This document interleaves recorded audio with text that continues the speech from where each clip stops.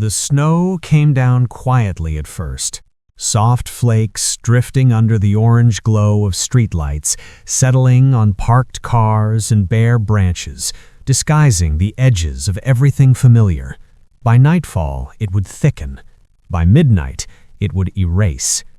This disappearance would send shockwaves through the entire state of Connecticut. Before diving into this shocking story, let us know where you're watching from. And if you love true crime cases, don't forget to subscribe so you don't miss the next episodes. It was the winter of 1991, in the town of Westbrook, Connecticut, moved at the steady pace of a New England suburb. Two-story colonial homes, snow-covered lawns, wood smoke curling from chimneys.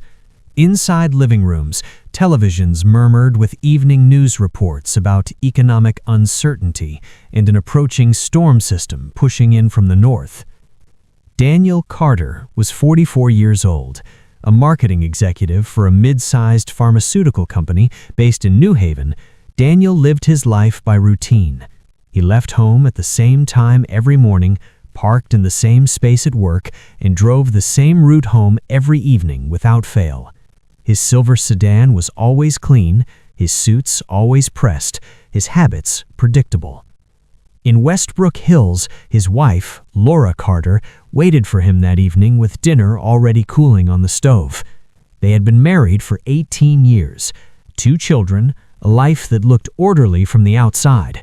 Neighbors described them as quiet, polite, private, the kind of family that waved from the driveway and closed the door behind them.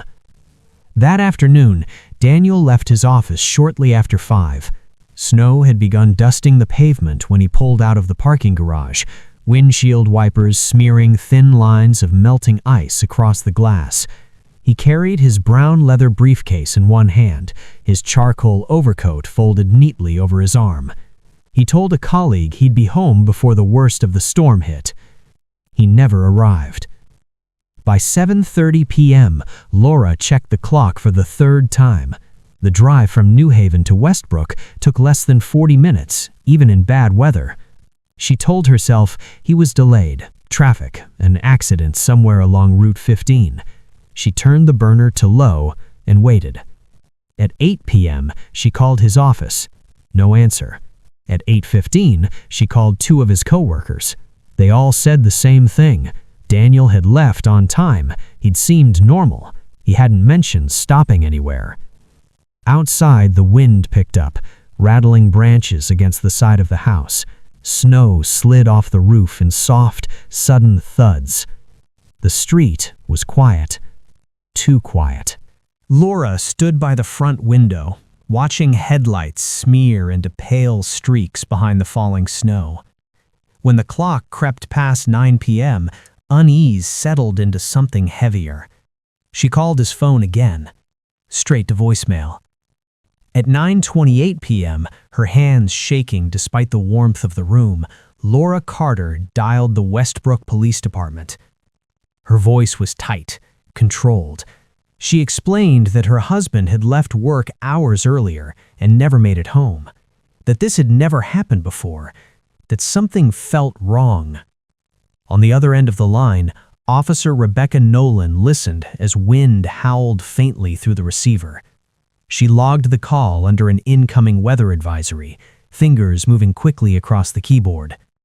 Name, age, address, vehicle, last known location. When the call ended, Nolan printed the initial report and slid it across the desk to the night shift sergeant, Michael Harrington. He scanned it once, jaw tightening, then issued orders without hesitation. 2 patrol units were dispatched to search Daniel Carter's usual route home. The storm was worsening. Visibility dropped to less than 50 feet in some stretches of road. Snow whipped sideways across the highway, erasing lane markers. Patrol lights cut through the darkness in red and blue bursts, reflected back by walls of white. Inside the dispatch center, radios crackled with updates. No accidents reported, no abandoned vehicles spotted. At the Carter home, Laura sat alone at the kitchen table, phone resting untouched beside her plate. The food had gone cold. Upstairs, the house was dark. By midnight, the search had expanded. Officers checked parking lots, highway exits, side roads where a car might have slid off unnoticed. Every update came back the same. Nothing. Just before 2 a.m., a voice broke through the static. "Dispatch, this is Unit 12. We've located a vehicle on Route 15 near the Cedar Ridge turnout. Appears abandoned." In the dispatch room, Nolan froze. The details came fast. Silver sedan, Connecticut plates, front tires angled toward the shoulder. Snow piled on the hood and windshield, undisturbed. Sergeant Harrington arrived at the scene minutes later. The car sat at an odd angle, partially buried where plows hadn't reached. The engine was off, doors locked, no broken glass, no skid marks suggesting a crash. The license plate matched Daniel Carter's registration. Flashlights swept across the interior. The driver's seat was pushed back farther than expected. A charcoal overcoat lay folded on the passenger seat. The dashboard clock glowed faintly, frozen at 6:18 p.m. No briefcase. No sign of Daniel. The cold pressed in, breath turning white in the air as officers stood silently beside the car. This wasn't an accident. This was something else. As the snow continued to fall, sealing footprints and swallowing sound, a simple missing person report quietly became something far more unsettling. Daniel Carter had vanished. And whatever happened to him began somewhere between the office he left behind and the home he never reached. By the time dawn arrived, the storm had spent itself. Snow lay thick and undisturbed across Route 15, the pale morning light revealing what the darkness had hidden. Daniel Carter's silver sedan remained exactly where it had been found hours earlier, sealed off with yellow tape, its presence alone on the roadside drawing the quiet attention of passing patrol cars. The Westbrook Police Department treated the area like a crime scene, even though nothing yet confirmed that a crime had occurred. A forensic unit arrived just after 7 a.m.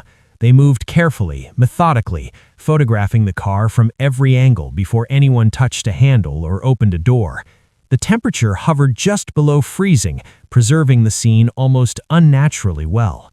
The driver's door was unlocked using a spare key obtained from Daniel's office. Inside, everything looked strangely deliberate. The steering wheel was angled slightly to the right, the seat pushed back farther than Daniel's height would normally require.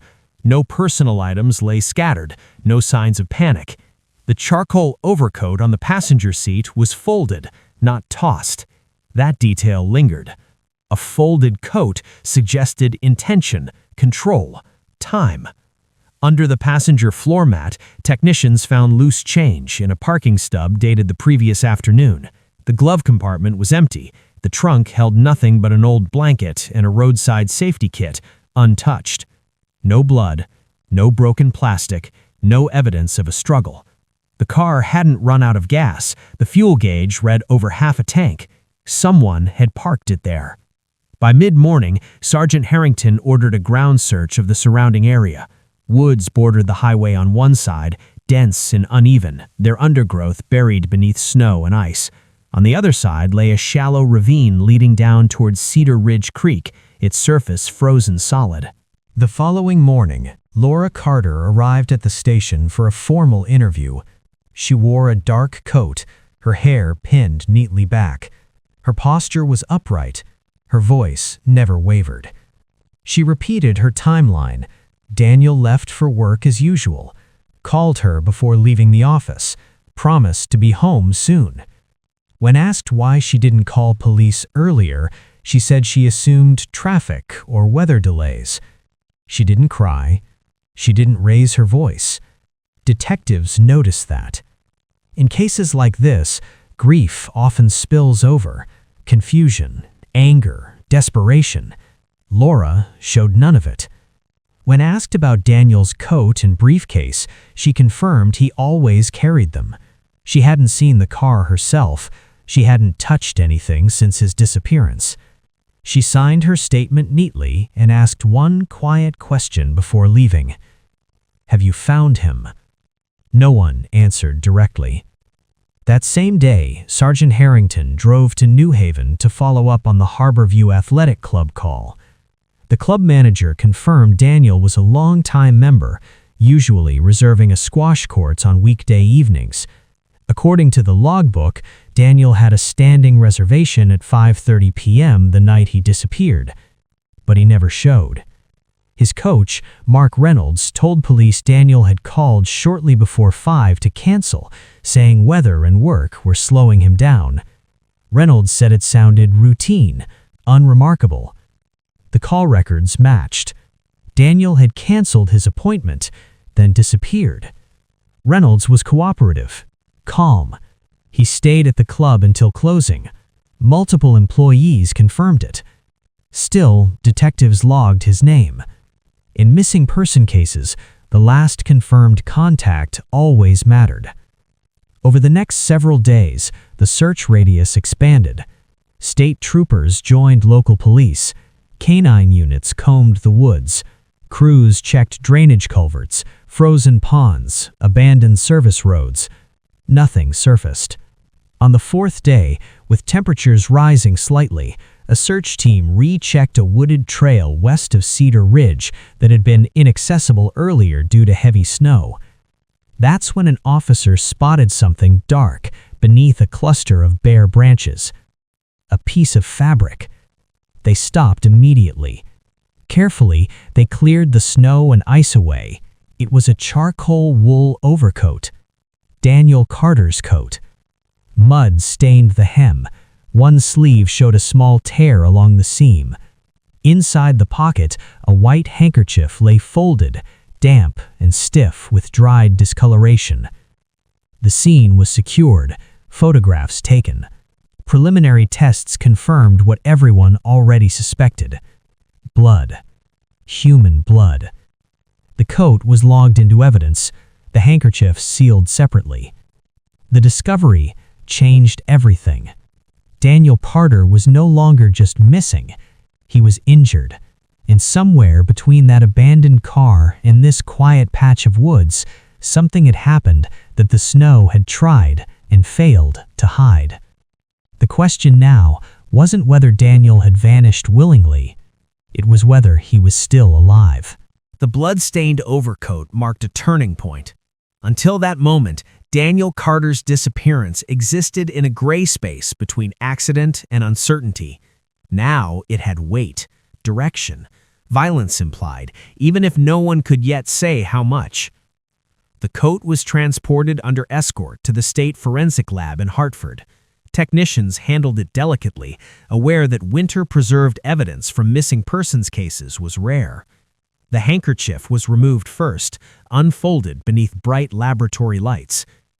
The blood had dried dark, absorbed deep into the fabric.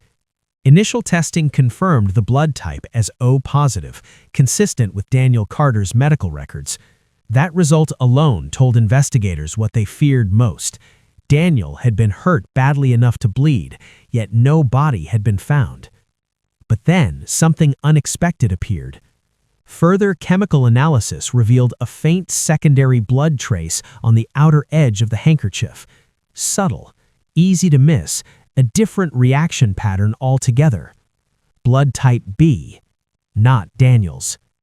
In 1991, DNA profiling was not yet widely available to local law enforcement in Connecticut. Blood typing was the limit. The lab documented the finding carefully, sealed the samples, and recommended long-term preservation. 2 blood types on one handkerchief meant contact. It meant Daniel had not been alone. Sergeant Harrington read the report slowly, his jaw tightening as he reached the final line. Secondary blood trace present. Source unknown. The coat and handkerchief were placed into evidence storage under indefinite hold. Back at the station, the investigation team reviewed every statement again. Laura Carter's timeline still didn't align with phone records. She insisted Daniel called her before leaving work. The logs showed his last call was to the athletic club. When asked to clarify, she said she might have confused the time. Mark Reynolds, the coach, maintained his account. Daniel canceled, sounded normal, no distress, no plans mentioned. No witnesses saw Daniel after he left his office. No one saw him at the club. No one saw him on the road. The abandoned car remained pristine. No blood, no signs of struggle, no explanation for why the coat had been removed and carried into the woods. Theories were discussed quietly behind closed doors. An accident didn't fit. A random abduction left no trail. A planned encounter raised darker questions. By the third week, leads ran thin. Search operations were scaled back. Patrols continued, but resources shifted to active cases. Flyers were posted. A short segment aired on local news. Tips came in, but none led anywhere. By early March, the Westbrook Police Department formally suspended active investigation. Daniel Carter's case was reclassified as a long-term missing person with suspicious circumstances. The evidence was sealed. Time moved forward. Years passed. Laura Carter remained in the family home for several more years before eventually selling it. She declined further interviews. Life insurance was settled after the legal waiting period elapsed. Mark Reynolds left the athletic club in the mid-1990s. Daniel's name faded from headlines, replaced by newer tragedies, newer mysteries. The evidence box sat untouched in climate-controlled storage. Inside it, the charcoal overcoat lay folded exactly as it had been found. The handkerchief rested sealed in plastic, 2 blood samples preserved in glass vials. Waiting. In 2004, the Connecticut State Police established a formal cold case unit. Part of its mission was to review older cases involving preserved biological evidence. Daniel Carter's file was flagged. Detective Allison Grant, newly assigned to the unit, reviewed the yellowed reports late one evening. She noticed what others before her had not fully explored. 2 blood types, one identified, one unknown. She added a note in red ink, eligible for future DNA testing. But funding was limited. Priority went to confirmed homicides. Daniel's case returned to storage. It would remain there for another decade, until 2016. That year, the state rolled out a comprehensive DNA reanalysis initiative using modern STR technology capable of extracting genetic profiles from even decades-old samples. Daniel Carter's evidence box was retrieved from storage on April 14th. The seal was intact. Inside, time had stood still. Technicians carefully extracted samples from the handkerchief, separating the areas marked in 1991. The primary blood yielded Daniel Carter's DNA profile immediately. The secondary stain took longer. But when the results appeared on the monitor, the lab fell silent. 2 male profiles. One matched Daniel. The other matched a name already in the system. The software generated a hit against the National Offender Database. Mark Reynolds. The same man who coached Daniel. The same man who claimed to have stayed at the club all evening. The probability of error was astronomical. A second test was ordered, then a third. Each came back identical. The unknown blood from the handkerchief belonged to Mark Reynolds. 25 years after Daniel Carter disappeared, his case exploded back into the present.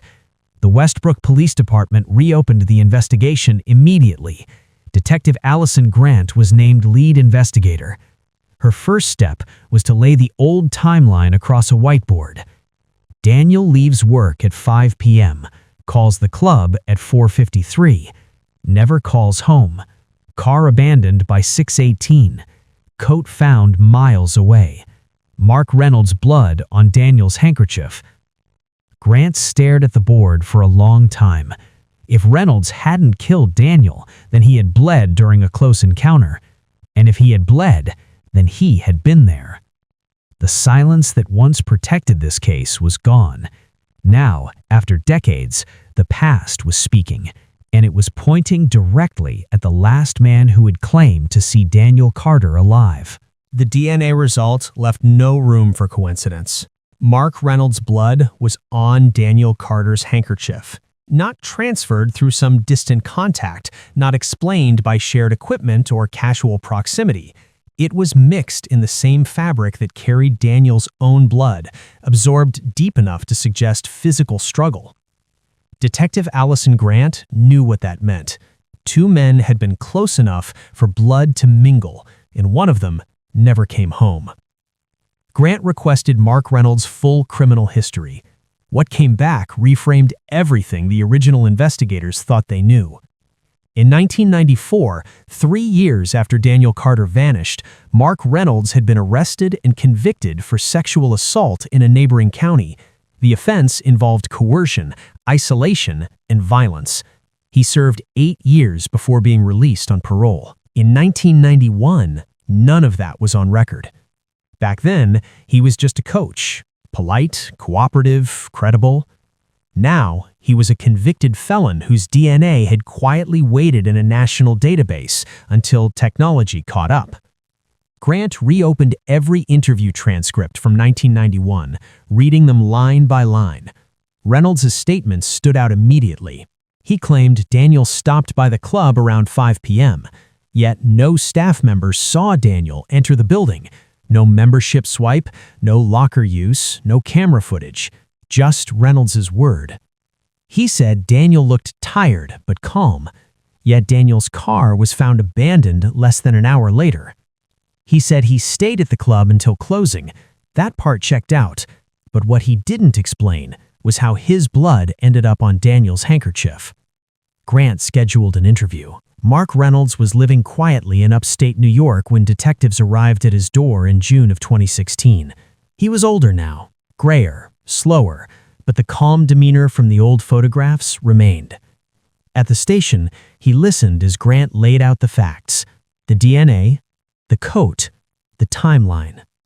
Reynolds leaned back in his chair, arms crossed, eyes fixed on the table. When asked how his blood got on Daniel Carter's handkerchief, he paused for several seconds. Then he spoke. He said Daniel stopped by the club that afternoon after all, that they spoke privately, that Daniel had been upset, that voices were raised, that at one point Reynolds cut his hand on a metal locker while gesturing. He said Daniel offered him the handkerchief. Grant asked why this detail never appeared in his original statement. Reynolds said he didn't think it mattered. Grant asked why no one else saw Daniel. Reynolds said the storm had already started. People came and went. Grant asked what happened after. Reynolds said Daniel left. That was his answer. Nothing more. No explanation for the coat in the woods, no explanation for the abandoned car, no explanation for Daniel's blood. The interview ended without an arrest, but Grant wasn't finished. She returned to Westbrook and turned her attention back to Laura Carter. 25 years had passed. Her children were grown. Her life had moved on. When detectives requested a follow-up interview, she hesitated, then agreed. This time, the questions were different. Grant asked Laura to recount the evening again. The phone call, the timing, the exact words Daniel used. Laura repeated her story, almost word for word. Grant slid a copy of the 1991 phone records across the table. Laura stared at them longer than expected. Then she said quietly, "I must have been mistaken." Grant didn't argue. She asked about Daniel's marriage, his mood, his stress levels. Laura admitted there had been tension, work pressure, long hours, but nothing severe. Grant asked whether Daniel ever mentioned Mark Reynolds. Laura said no, but when Grant asked if Daniel ever spoke about feeling watched or uncomfortable at the club, Laura hesitated, just for a moment. Then she shook her head. No. Grant noted the pause. Every piece of this case lived in small spaces, gaps, seconds, things not said. With no body and no witnesses, prosecutors needed more than DNA to move forward. Grant ordered a reconstruction of Daniel's route on the night he vanished. Digital mapping revealed something previously overlooked. The The spot where Daniel's car was abandoned was not along his direct path home. It was nearly 2 miles off route, a deliberate deviation, one that aligned with a secondary road leading back toward the athletic club. Grant stared at the map late into the night. If Daniel met Reynolds somewhere between the office and the club, or left the club with him, the timeline fit. The woods where the coat was found lay between those points, a place isolated, hidden, silent under snow. The state authorized ground-penetrating radar scans of the area. Nothing turned up, no remains, no weapon. The case stalled again, but this time it stalled with a name, Mark Reynolds, a man tied to Daniel Carter by blood, by proximity, and by opportunity. Grant prepared the final report and sent it to the prosecutor's office. Probable cause was debated, arguments were made, counter-arguments followed. Without a body, without cause of death, without direct evidence of murder, charges were not approved. Reynolds walked free. But his name would never again be separated from Daniel Carter's. In the public eye, the mystery reignited. News outlets covered the DNA breakthrough. Questions poured in. What really happened that night? Why did Daniel leave his car? Why was his coat in the woods? And most haunting of all, where was Daniel Carter?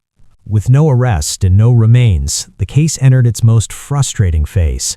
Public awareness surged, but legally, nothing had changed. Mark Reynolds returned to his quiet life under a shadow he could not shake.